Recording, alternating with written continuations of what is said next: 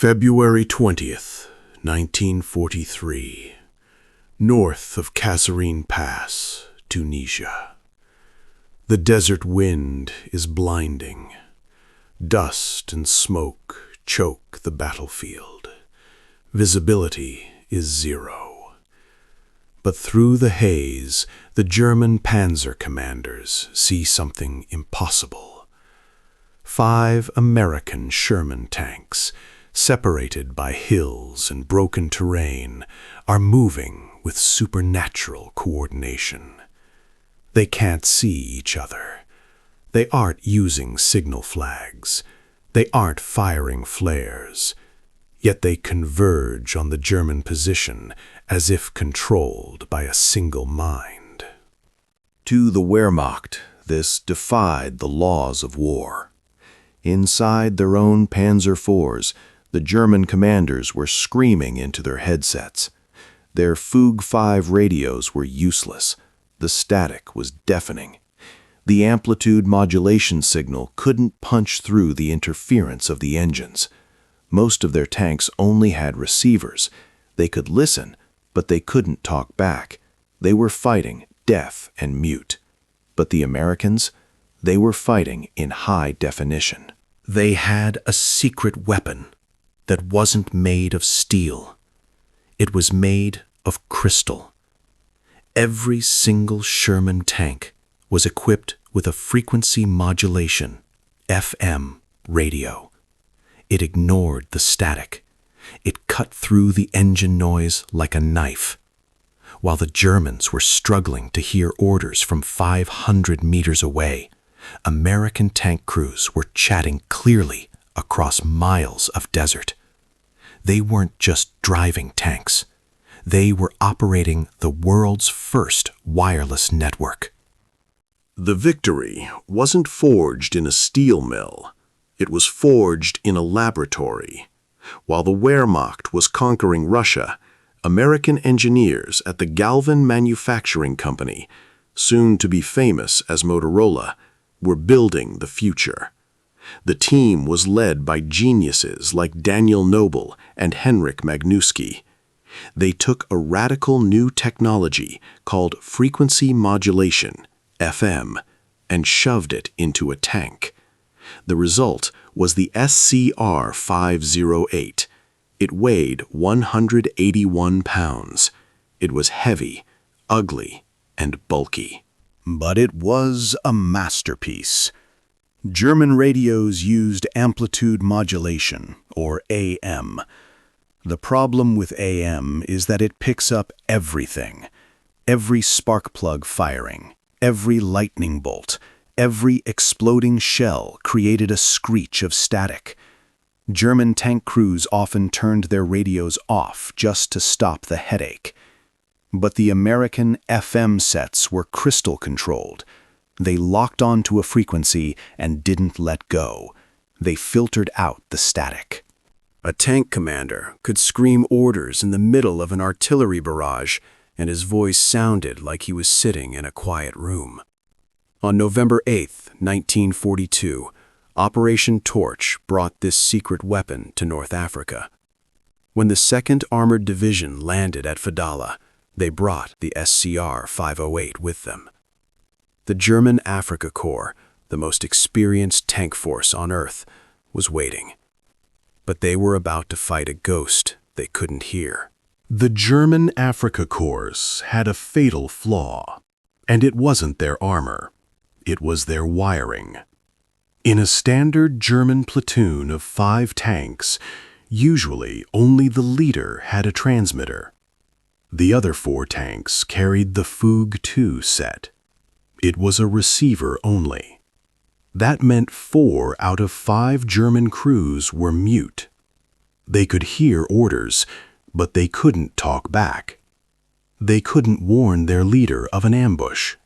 They couldn't call for help. If an American gunner identified the German command tank, easy to spot because of its star-shaped antenna, and blew it up, the rest of the platoon was instantly decapitated. Without a leader to broadcast orders, The German formation often froze or scattered. But the Americans? Every single Sherman tank was a broadcasting station. If the commander died, the sergeant in the next tank simply picked up his microphone and took over. The hive mind survived. This became terrifyingly clear at the Battle of Kasserine Pass in February 1943. Tactically, the inexperienced Americans were beaten, but the German intelligence officers listening to the radio waves were stunned. The 10th Panzer Division reported something impossible. Scattered American units, separated by 50 miles of mountains and chaos, were talking to each other. The Germans heard crystal-clear voices coordinating counterattacks through the static. They realized with horror that the Americans didn't just have better radios. They had a network that couldn't be silenced. The German radio was a weak link. The Fug 5 transmitter pushed out only 10 watts of power. On a flat Russian steppe, it was barely adequate. But in September 1943, the war moved to the mountains of Italy. Among the peaks of Monte Cassino, the German AM signals died. They bounced off the rock walls and dissolved into static. The panzers were deaf, but the American FM radios thrived. The frequency modulation signal punched through the interference. American commanders could coordinate complex pincers in valleys where they couldn't even see each other. Then came Normandy, June 6, 1944. The Sherman tanks rolled onto the beaches, talking perfectly to the battleships offshore. But as they pushed inland, into the bocage, the nightmare hedgerow country, they found a fatal flaw. The tankers couldn't talk to the infantry. It was a bureaucratic disaster. The tanks used the SCR 508 radio, 20 megahertz. The infantry walked with the SCR 300 walkie-talkie, 40 megahertz. They were on completely different frequencies. In the claustrophobic lanes of the bocage, this was a death sentence.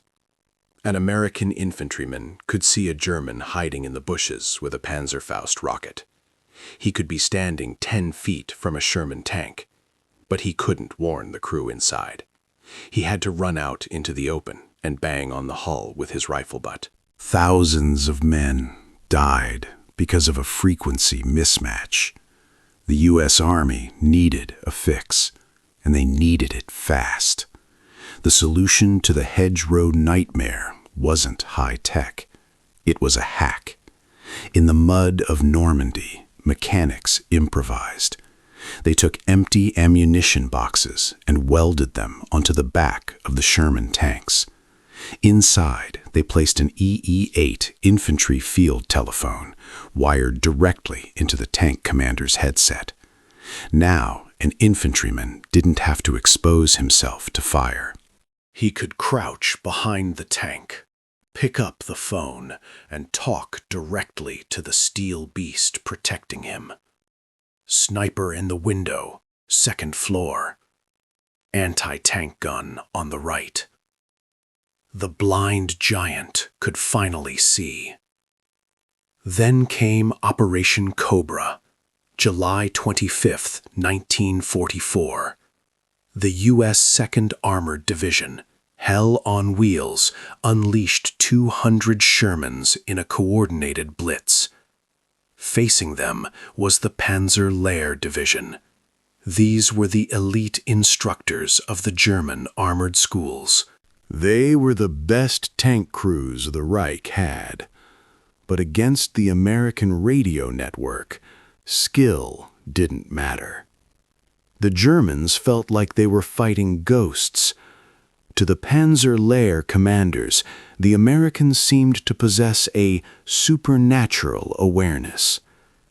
If a German tank broke cover, 3 Shermans would instantly turn their turrets toward it. If a German anti-tank gun fired, American artillery rain would fall on it within minutes. The Americans weren't just fighting faster, they were thinking faster. The Panzer-Lehr Division was supposed to be the best. But in the hedgerows of Normandy, it was reduced to communication poverty. Most of their tanks had no transmitters. In the thick terrain, where you couldn't see more than 50 yards, the German commanders had to open their hatches and wave signal flags like Napoleonic cavalry. It was suicidal. The irony was bitter. General Oberst Heinz Guderian, the architect of the Blitzkrieg, had invented modern tank warfare. In his famous book, Achtung Panzer, he preached one rule above all others: you must have radios. But the German industry failed him. In 1943, Germany built 5,700 tanks, but only 2,000 transmitters. The math was fatal. Most German tankers were fighting deaf and mute. On the Eastern Front, the Soviets were even worse off. The T-34 was a brilliant machine, but it was blind. The platoon commanders communicated by waving yellow and red flags from the turret. In the chaos of battle, nobody saw the flags. Entire Soviet attacks fell apart because they couldn't turn left or right. The only relief the Russians got came from American Lend-Lease. When they installed U.S. radios in their command tanks, they finally began to coordinate. They realized that American electronics were just as valuable as American steel. While the Germans were hand-building radios in workshops, the Americans were mass-producing perfection. In Chicago, the Motorola factory was running hot. Before the war, they made car stereos. Now, they were building the brain of the Sherman tank. The complexity was staggering. A single SCR-508 radio contained 2,748 individual parts. It had 474 capacitors and 385 resistors. It was more delicate than a Swiss watch, yet it had to survive the recoil of a 75mm cannon. The output was relentless. By the end of the war, Motorola had built over 50,000 sets. Think about that number. America built 49,324 Sherman tanks, and every single one of them, 100%, rolled off the line with a sophisticated FM radio installed. But the real secret was a tiny piece of quartz: the crystal oscillator. The American radios were crystal controlled. You punched a button and the radio locked on to the frequency instantly. It stayed locked, no matter how much the tank bounced or vibrated. The German Fug 5 used old-fashioned variable capacitor tuning, like an old radio where you turn a dial. In the heat of battle, with the tank shaking violently, the German radios would physically drift off frequency orders. The Americans just pressed a button and killed the target. Inside the German tanks, it was bedlam. Most panzer crews didn't even have an intercom. To tell the driver to turn left, the commander had to kick him in the left shoulder. To stop, he kicked him in the head. They fought by shouting over the roar of the engine. Inside the Sherman, it was different. The Americans had the BC-606 intercom system.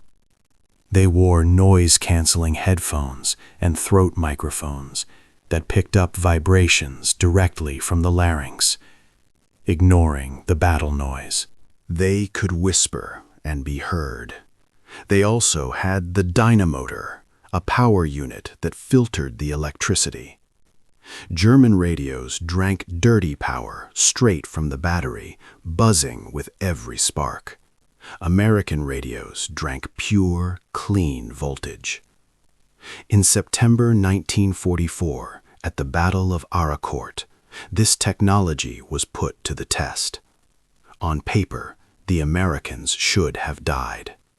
The U.S. 4th Armored Division was facing German panzer brigades equipped with the terrifying Panther tanks.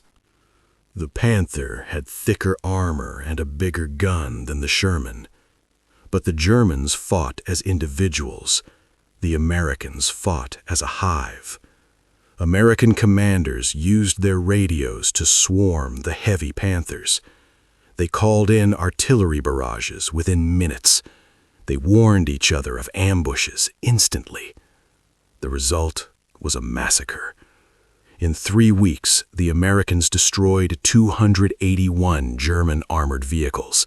They lost only 41 Shermans, a kill ratio of 7-to-1. The inferior American tank had slaughtered the German elite, simply because it could talk. The Germans were losing, and they didn't even know why. Their intelligence officers studied captured Shermans, but missed the most important part. They looked at the armor. They looked at the gun. They ignored the radio. A secret report from September 1944 concluded that American coordination was due to extensive training. They couldn't conceive that the technology itself was superior. So the Germans kept using obsolete tactics. Their snipers and anti-tank gunners were trained to hunt for command tanks, the ones with extra antennas. They didn't realize that in the U.S. Army, every tank was a command tank. You could kill the officer, but the network survived. In March 1945, at the Rhine River, this speed changed history. When the U.S. 9th Armored Division found the Ludendorff Bridge at Remagen still standing, the news traveled at the speed of light. The radio message went from the riverbank to 1st Army headquarters in minutes. Within 1 hour, entire divisions were turning their columns to cross the bridge. The Germans, relying on landlines that had been cut by bombs, were hours behind. By the time Berlin knew the bridge had fallen, the Americans were already across. Then came the end. The Ruhr Pocket, April 1945. 325,000 German soldiers were surrounded. The trap was sealed not just by steel, but by silence. American fighter bombers had destroyed the German communication lines. Field Marshal Walter Model sent a final, desperate message before dissolving his army group. "No contact with adjacent units," he wrote. "No communication with headquarters. Coordination. Impossible." The German army died because it had gone deaf. The radio didn't just change tactics. It changed the psychology of the soldier. Inside an American tank, the crew was never alone. Even if they were miles ahead of the line, lost in the fog, they had a voice in their ear. They were part of a team. Inside a German tank, there was only isolation.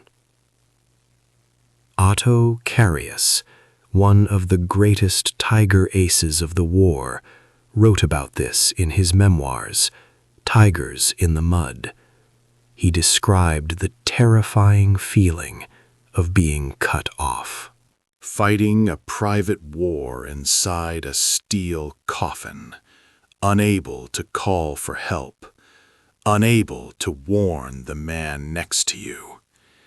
By late 1944, this silence was killing the Wehrmacht. General Oberst Heinz Guderian, now the Inspector General of Armored Troops, saw his life's work collapsing. In December 1944, he wrote a secret memo that admitted the painful truth. He acknowledged that the superior armor of the Panther and the superior gun of the Tiger were being negated. The American coordination was simply too fast. After the surrender, American intelligence teams climbed inside the captured German monsters. They tested the equipment. The verdict was brutal. The German tanks were engineering marvels of steel, filled with radios that were 5 years behind the times.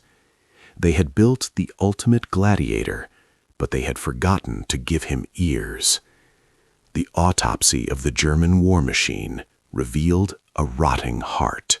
U.S. Army Technical Intelligence Report number 176 didn't mince words.